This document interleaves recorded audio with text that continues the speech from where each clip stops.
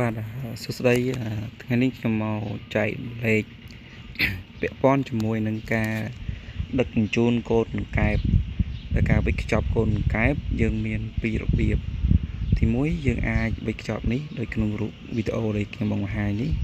គឺយើងអាចដាក់ធុងស្នោហើយយើងអាចដាក់បាន2ជាន់ធុងស្នោហ្នឹងគាត់នឹងយើងកាត់ក្រាបកស៊ូដាក់ប្រកដាលដោតរស័យទៅហើយយើងដាក់ជាន់ទី1និងជាន់ទី2ទៅហើយក្នុងធុងស្នោនេះទីទៅយើងកុំដាក់ច្រើនពេកព្រោះកណ្ដាលដាក់ច្រើនពេកនេះក្នុងវីដេអូអញ្ចឹងវាមានងាប់អញ្ចឹងយើងអាចដាក់ចន្លោះ100ក្បាលទៅ200ក្បាលទៅបានហើយបានល្អហើយការដឹកជញ្ជូន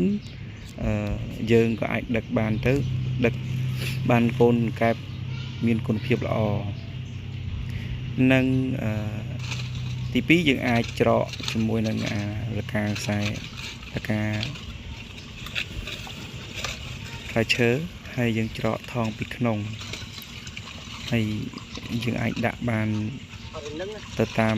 កូនកែបធំឬតូចបើកូនកែបតូចយើងអាចដាក់បានច្រើនហើយកូនកែបធំយើងអាចដាក់បានតិចអញ្ចឹងសម្រាប់ខ្ញុំចែករំលែកបទពិសោធន៍ទៅបងប្អូនដែលអ្នកទិញកូនកែបយកទៅចិញ្ចឹមឬក៏អ្នកដែលគាត់ទៅរៀនដឹកជញ្ជូនថ្មីខ្ញុំគិតថាពាក់ព័ន្ធជាមួយនឹងការដឹកជញ្ជូនកូនកែបនេះខ្ញុំឃើញថានេះដែលគាត់យកថងហើយ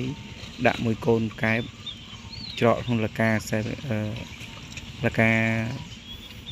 ផ្លែឈើនេះយើងគិតថាល្អជាជាងយើងដាក់តង់ហើយយើងដាក់ធុងស្នោដោយសារវាការកកិតរបស់វាជាមួយនឹងថងនេះมันធ្វើឲ្យវារលាកឬក៏ដំបៅដែលនាំឲ្យកូនកែបដែលយើងដឹកជញ្ជូននឹងវាអន់ឬក៏មានពួកបាក់តេរីវាឆ្លងចូលទៅវាហើយបង្កទៅជាជំងឺទេហើយមួយវិញទៀតពាក់ព័ន្ធជាមួយនឹងការដឹកជញ្ជូនកូនកែបនេះយើងអាចដឹកនៅពេលព្រឹកឬក៏ពេលល្ងាចល្អជៀសវាងកុំឲ្យដឹកពេលថ្ងៃការដឹកពេលថ្ងៃកូនកែបដែលយើងដឹកជូនយកទៅដល់កន្លែងចិញ្ចឹមហ្នឹងវាមិនល្អហើយសុខភាពមិនសូវល្អទៀតមួយទៀតពាក់ព័ន្ធជាមួយការដឹកជញ្ជូនកូនកែបនេះមុនដឹកជញ្ជូនគួរគប្បីកុំឲ្យវាស៊ីចំណីហើយប្រអត់ចំណីវាទៅកុំឲ្យវាស៊ីចំណីកាលណាស៊ីចំណីគឺពេលដែលដឹកជញ្ជូនគឺវាក្អៀចំណីឬក៏វាជន់គ្នាហ្នឹងក៏អាចធ្វើឲ្យកូនកែបងាប់បានដែរហើយមើលក្នុងវីដេអូរបស់ខ្ញុំបាទនេះគឺកូនកែបដឹកជញ្ជូនទៅដាក់នេះគឺវាល្អហើយធំល្អទៀតហើយកូនកែបដែលមានគុណភាពល្អគឺពេលដែលយើងលាងទៅហ្នឹងគឺវាលោតនឹងប៉ះជាមួយទឹកថ្មីនេះគឺវាលោតវាហក់ចុះហក់ឡើងហើយយើងនឹងបញ្ចូលទឹកថ្មីហើយយើងមុននឹងដាក់ទៅលេងកូនកែបទៅក្នុងតង់ដែលយើងរៀបចំហើយយើងអាចមើលលួក្នុងទឹកទៅឲ្យទឹកអំបិលបន្តិចមកមួយស្លាបព្រាមកលាយជាមួយនឹងទឹកមួយធុងទៅដើម្បីដាក់លាយនៅក្នុងអាងសិនដើម្បីលាងសម្អាតមេរោគដែលវានៅក្នុងតង់និងមួយវិញទៀតគឺជួយសម្លាប់ពពួកបាក់តេរីដែលតោងជាប់ជាមួយនឹងកែបហ្នឹងឲ្យវាងាប់ផងដែរ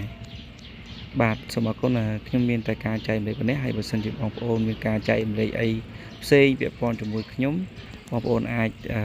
ខមមិននៅខាងក្រោមវីដេអូបានបាទសូមអរគុណច្រើន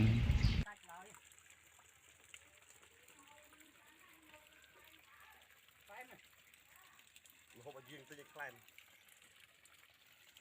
ឯងមើលលួក្នុងទិញទៅ